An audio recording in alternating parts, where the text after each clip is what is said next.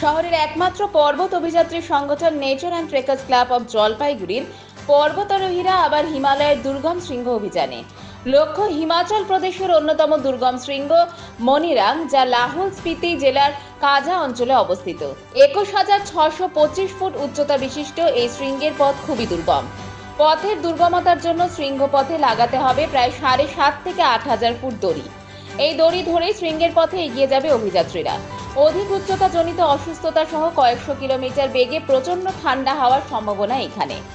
সংস্থার পক্ষ থেকে জানানো হয়েছে, এবারে অভিযানে ক্লাবের অভিজ্ঞ পর্বতারোহীরা ছাড়াও নতুন প্রতিভাবান পর্বতারোহীদের দলের সুযোগ দেওয়া হয়েছে।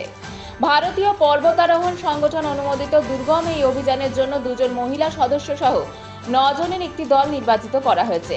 নেতৃত্ব দিচ্ছেন অভিজ্ঞ পর্বতারোহী ভাস্কর দাস। আগামী 4 আগস্ট দেশের জাতীয় পতাকা এবং ক্লাব পতাকা তুলে দেওয়া হবে অভিযাত্রী দলের হাতে। 5 আগস্ট দলটি জলপাইগুড়ি থেকে রওনা হবে। আবহাওয়া ও বাকি সবকিছু ঠিকঠাক থাকলে আগামী 20 বা 21 আগস্ট 21,625 ফুট উচ্চতা বিশিষ্ট এই দুর্গম শৃঙ্গ আরোহণের চেষ্টা করা হবে বলে জানিয়েছেন অভিযাত্রী দলের নেতা ভাস্কর দাস। এই অভিযানের বাজেট প্রায় 6 লক্ষ টাকা। মূলত ক্লাব এবং অভিযাত্রীদের নিজস্ব আর্থিক অনুদানের পরেও বাজেটের অঙ্কতে এখনো পৌঁছতে পারেননি তারা। তাই বিভিন্ন সংস্থা, ব্যক্তি ও স্থানীয় জনপ্রতিনিধিদের আর্থিক সহযোগিতার জন্য ক্লাবের পক্ষ থেকে আবেদন করা হয়েছে বলে জানিয়েছেন ক্লাব সভাপতি প্রদোষ কুসুম দাস এবং সহসভাপতি মিহির ব্যানার্জি। যে এত বড় একটা হাইটের পিক, এই পিক কিন্তু আমরা 2003-এর পরে সেকেন্ড হাইয়েস্ট পিক হতে যাচ্ছে। এই কারণে, তার কারণ হলো 2003 সালে আমরা 22,410 ফিট একটা শৃঙ্গে আমাদের জলপাইগুড়ি এবং দেশের পতাকা উড়িয়েছিলাম।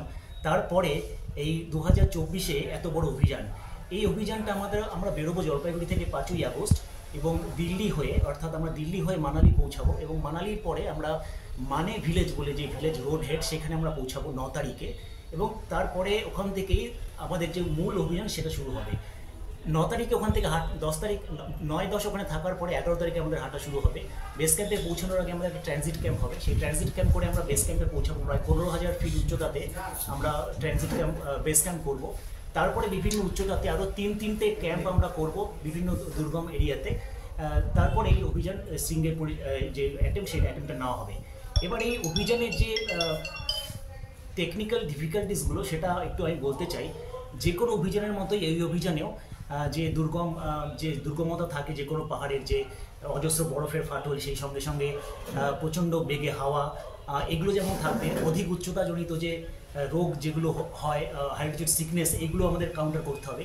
এর পাশাপাশি যেটা আছে সেটা হচ্ছে যে এই অভিযানে প্রায় 6,500-7,000 ফিট রোপ ফিক্স করতে হবে, যেটা খুব ডেঞ্জারাস। সেই রোপ ফিক্স করে সেই রোপ দিয়ে আমাদেরকে, সেই রোপের সাহায্য নিয়ে আমাদেরকে এই পিক চড়তে হবে। এর পাশাপাশি এই প্রচুর রক ও ফল আছে, যেখানে লুজ রক পড়ে অভিযাত্রীদের গায়ে পড়ার সম্ভাবনা থাকবে। তো এই সমস্ত ডিফিকাল্টিসগুলো থাকবে। তো আমাদের যে টিম ডিক্লেয়ার হয়েছে সেটা প্রচণ্ড ব্যালেন্স টিম, অভিজ্ঞ এবং অনভিজ্ঞ দুটো মিলিয়ে একটা টিম করা হয়েছে।